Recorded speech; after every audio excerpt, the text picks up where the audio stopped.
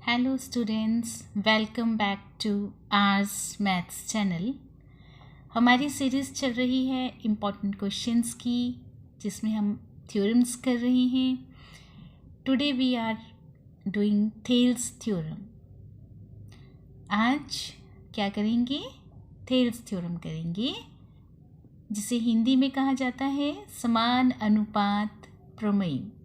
इसकी डेफिनेशन है, यदि किसी त्रिभुज की एक भुजा के समांतर अन्य दो भुजाओं को भिन्न भिन्न बिंदुओं पर प्रतिच्छेद करने के लिए रेखा खींची जाए तो अन्य दो भुजाएं एक ही अनुपात में विभाजित हो जाती हैं। क्या कह रहे हैं? यदि किसी त्रिभुज की, जैसे ये त्रिभुज है, यदि किसी त्रिभुज की एक भुजा के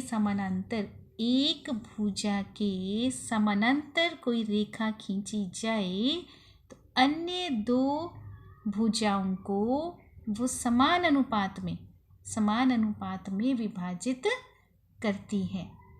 ये हमारी थ्योरम है, जिसको इंग्लिश में इस तरह से डिफाइन किया गया है। इंग्लिश की बुक्स में आप अपनी देख सकते हैं।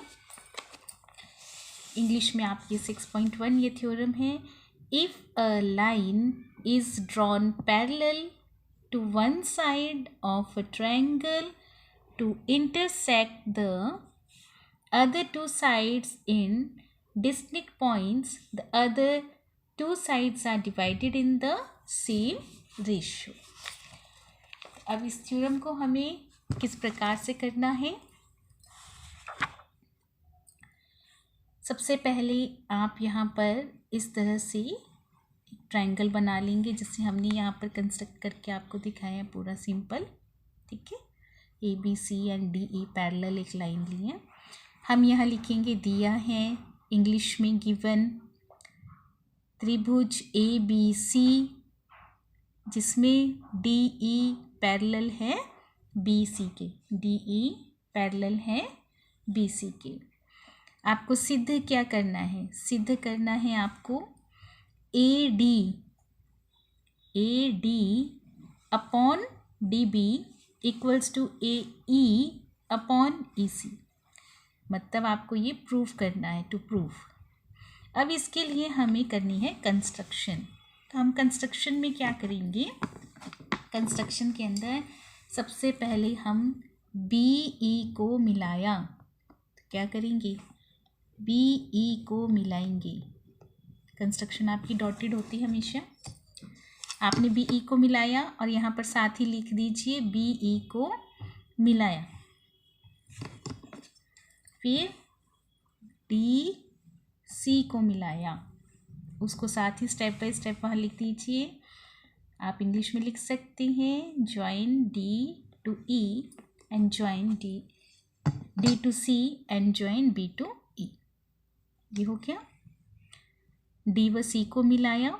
उसके बाद आपको क्या करना है? E पर से, यहाँ से E के ऊपर से ये AD पर एक परपेंडिकुलर लेना है। E से आपने एक लंब खींचा, किस पर? AD पर। और जो आप लंब खींचते हैं कितने डिग्री का होता है? 90 डिग्री का। ठीक है। और यहाँ से आपने एक लंब खींचा D से AE पर। यहाँ से एक लंब खींचा AE पर। तो ये हो गया आपका M पॉइंट, ये हो गया आपका N point, M and N। इस तरह से ये पूरी कंस्ट्रक्शन हो गई। जैसी जैसी कंस्ट्रक्शन की एज इट इज़ वो कंस्ट्रक्शन आपने यहाँ पर राइट की है। EN परपेंडिकुलर AD, ठीक है, और DM परपेंडिकुलर AE। हो गया। Next proof. अब हमें प्रूफ करना है थ्योरम को।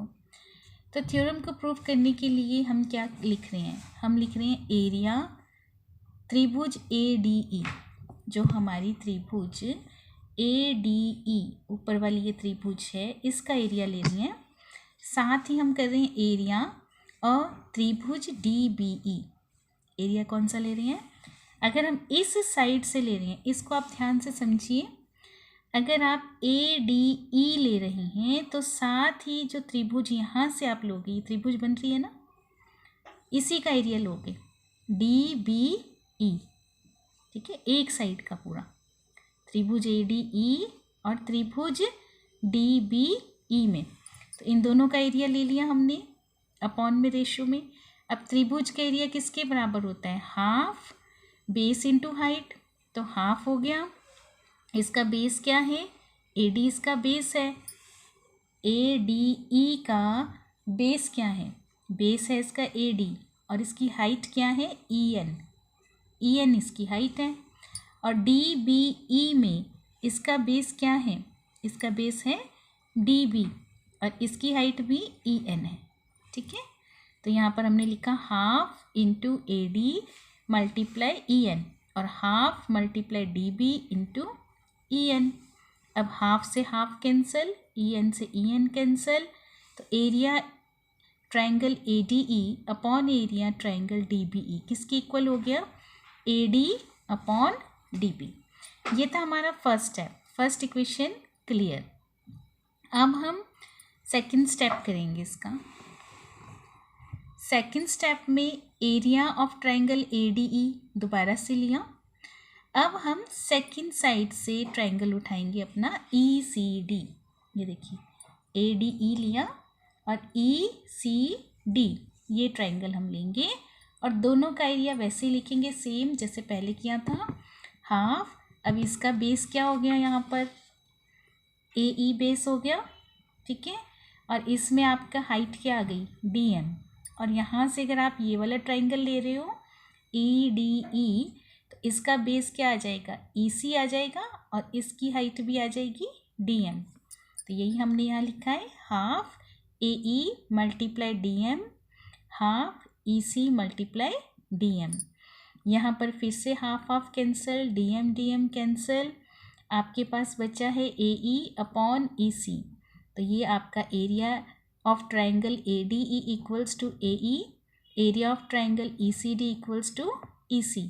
ये आपका हो गया सेकंड पार्ट, सेकंड इक्वेशन। अब आप देखिए फर्स्ट इक्वेशन और सेकंड इक्वेशन से हमें क्या मिला? दोनों ट्रायंगल DBE और एरिया ऑफ ट्रायंगल ECD, दोनों का आधार क्या है?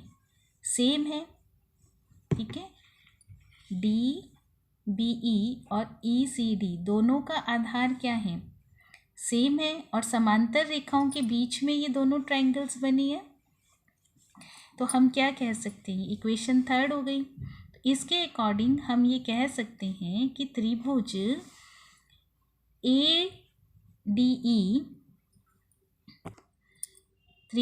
ADE अपॉन त्रिभुज एरिया ऑफ DBE, दोनों ECD इक्वल्स हैं। तो हम कह सकते हैं AD अपॉन DB किसके बराबर आ जाएगा? AE अपॉन EC की। ये दोनों साइड्स हमारी इक्वल आ जाएंगी, और यही हमें प्रूव करना था। This is prove. हमने क्या प्रूव किया कि AD अपॉन DB किसके बराबर है? AE अपॉन EC के। तो यही हमारी थेल्स थ्योरम कहती है कि जो साइड्स की हमारी दोनों भुजाएं हैं वो समान अनुपात में विभाजित हों। तो ये इसे कहते हैं समान अनुपात में विभाजित होना। आपको ये थ्योरम क्लियर हुई है, आप इसकी रिवीजन कीजिए। Thanks for watching.